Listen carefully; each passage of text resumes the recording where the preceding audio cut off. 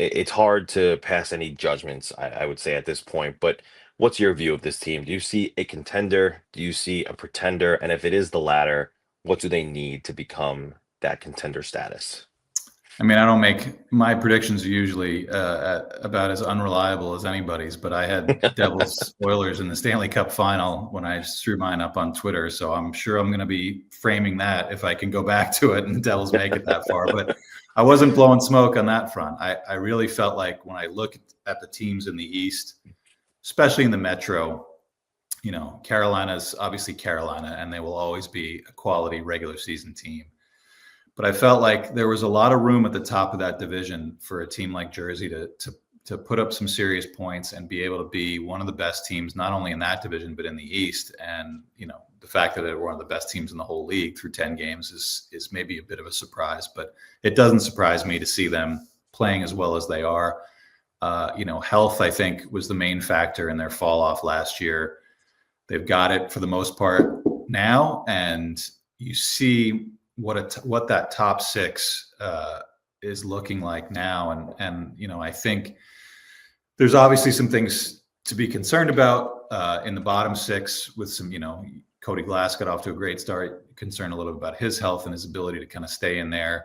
The fourth line, you're not loving that, but I feel like too, when Glass is back, when Dadonov is back, you can kind of have some more options there. Maybe you see Andre Palat drop down to that bottom six to shore it up, or even to the fourth line. And you think about how effective he could be on that fourth line if that was something that you needed to have.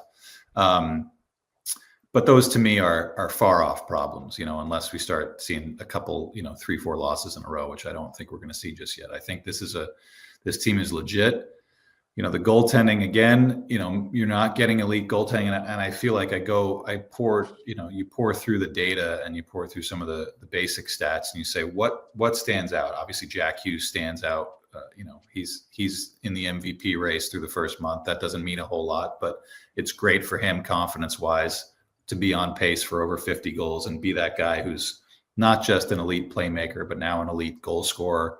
The connection, like you mentioned with Bratt is, this is a duo that, they're not gonna put themselves up with McDavid and Draisaitl just yet, but, as line mates and as guys who know each other well, it's one of the best duos in the league. And then, I think what really fueled them for me and fueled the confidence that I have in this team is seeing the way that the Meyer, Hischier, Mercer line played the first 5-6 games, where scoring big goals, a line that's heavy to play against. You don't see a lot of number two lines with that kind of combination of skill and edge. And I think it was a kind of a masterstroke for Keefe to put them together and to balance that out with the Hughes Bratt combination up top. And then you've got some of these third line guys. Connor Brown's been an incredible addition.